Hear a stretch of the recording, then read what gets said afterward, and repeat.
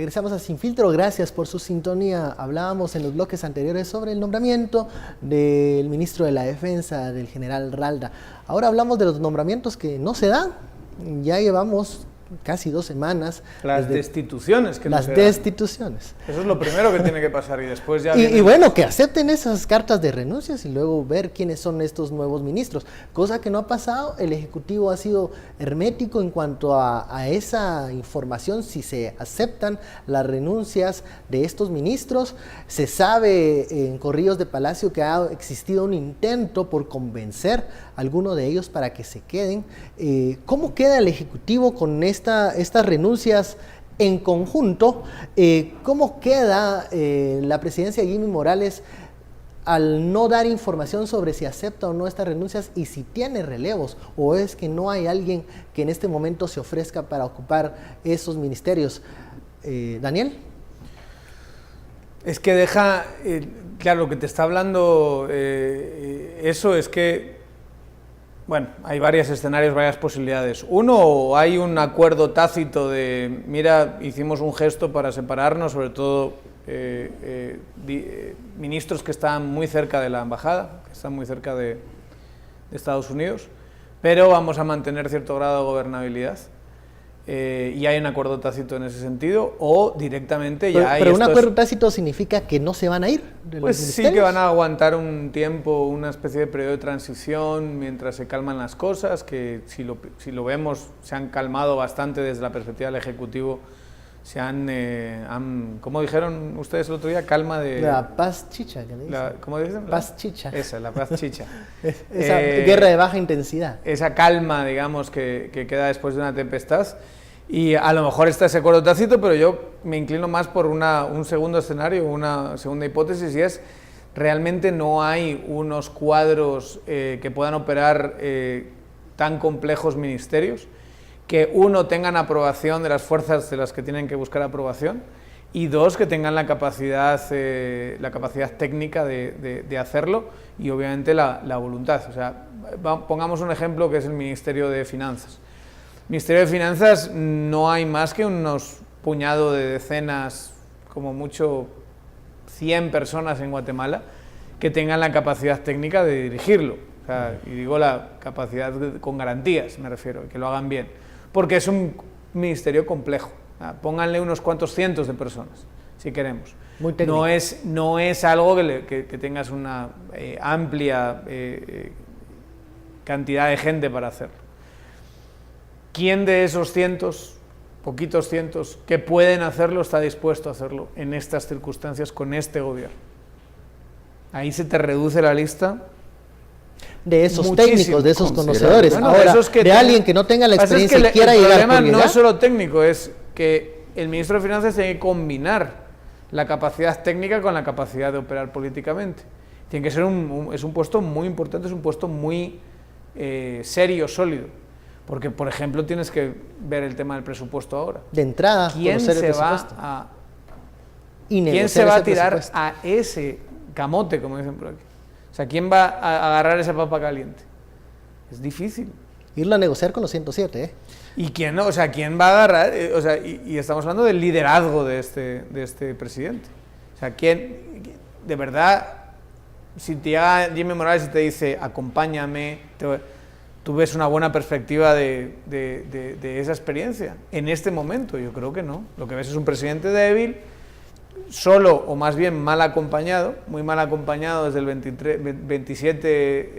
el fatídico 27 de agosto, y con unas perspectivas futuras francamente malas. Hay quienes dicen que el presidente no puede mantener rehenes a los ministros. O sea, tiene que haber un relevo. Tiene un tiempo también. Ya ellos se han expresado y han dado sus razones del por qué se van de la administración central. Ahora, ¿qué queda? ¿Qué queda? ¿Seguir esperando? ¿O esos cuadros que mencionaba Daniel, que tienen que tener esa capacidad técnica y política? ¿O realmente hay que escoger de lo que hay?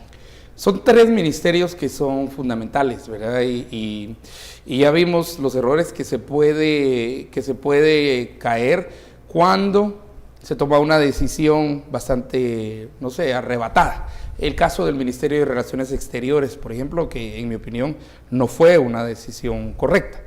Fue una decisión pues, que la tomaron en caliente y no sé si en la emoción y todo, y creo que al final vemos los resultados, ¿verdad? De esa, y hay varios ejemplos de esos resultados que no son tan positivos en el Ministerio de Relaciones Exteriores. Además se despide, casi que se le dice al ministro muchas gracias cuando el ministro está de viaje o va en camino hacia Japón, hacia Tokio, ¿verdad? Entonces, cuidado. El otro es el Ministerio de Salud, que después de la salida de la ex ministra de Salud y la llegada del nuevo ministro, empieza una especie de debate público entre una ex ministra y el presidente. Por favor, ¿verdad? Yo creo que ahí se perdió el norte, cuando el centro debería ser cómo el nuevo ministro va si hay desorden, a ordenar, o si hay algún orden, continuar con el fortalecimiento de, ¿verdad? Ese debería ser el tema.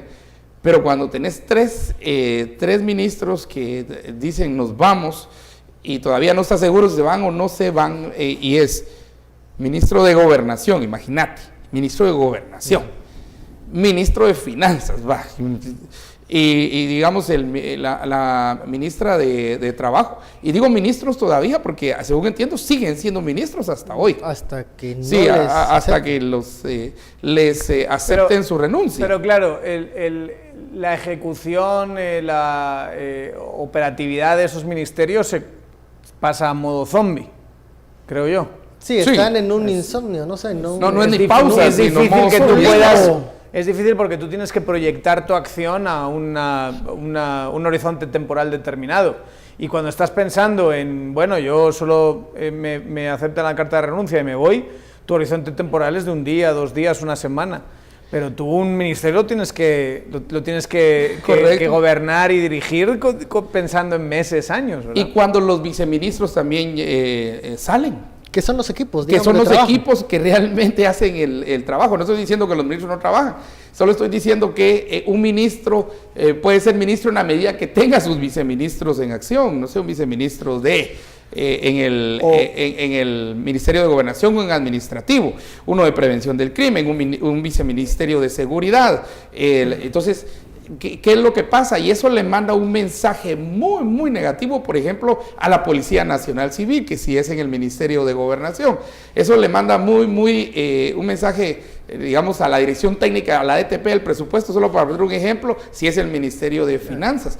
¿Qué es lo que pasa en lo laboral? Entonces, ese trípode que es fundamental para la gobernabilidad, sí tiene que tomarse una decisión y tiene que tomarse muy rápido. Hay otro episodio ahí, en esta casa de los horrores del Ejecutivo de este último mes, y es el Ministerio de Salud, con un ministro que tiene reparos y que no tiene finiquito y que hicieron una tremenda guisachada haciendo en la forma del nombramiento, digamos. Si en el nombramiento, en vez de nombrar al ministro, se asciende a la persona y como parece que con el ascenso, la figura del ascenso, se querían librar de esos reparos de Contraloría. Y esa responsabilidad de la Secretaría de la Presidencia, que se encarga de esos temas legales. Es un chapuz.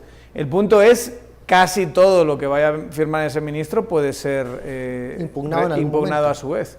Y eso hace un gran daño a la capacidad del Ministerio de operar. Digamos, desde juntas de licitación hasta... Incluso a las intenciones que tenga el ministro Soto de cambiar algunas cosas, de ordenar algunas cosas. Es que lo estás dejando manco al ministerio. Solo con ese reparo que no se ha solucionado, las consecuencias de ejecución son bien importantes.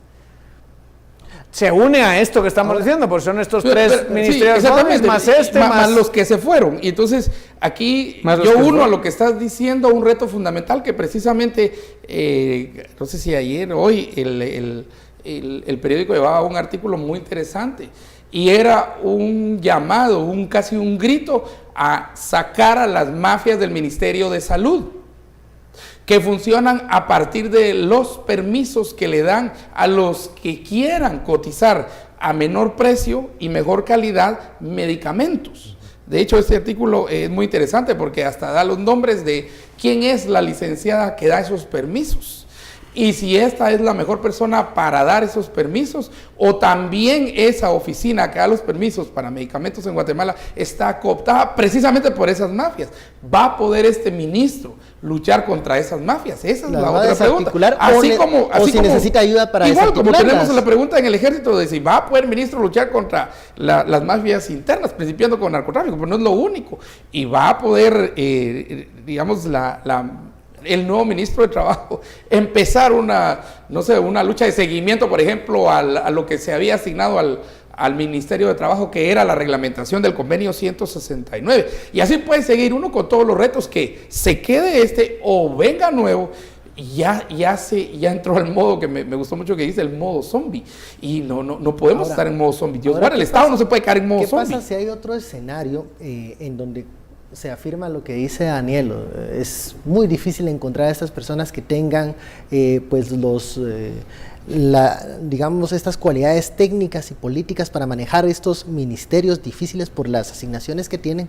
¿Qué pasa si esta renuncia colectiva, este comunicado que se dio a conocer, servía más como una presión para decirle al presidente cambie ciertas cosas si nos quiere tener acá? Si nos quiere tener acá, baje ciertos discursos o modere ciertos discursos. Me llama la atención por algo, pero lo vamos a hablar en el próximo bloque. El viernes en Chiquimula, durante el fin de semana, el presidente dijo algo que me llamó la atención.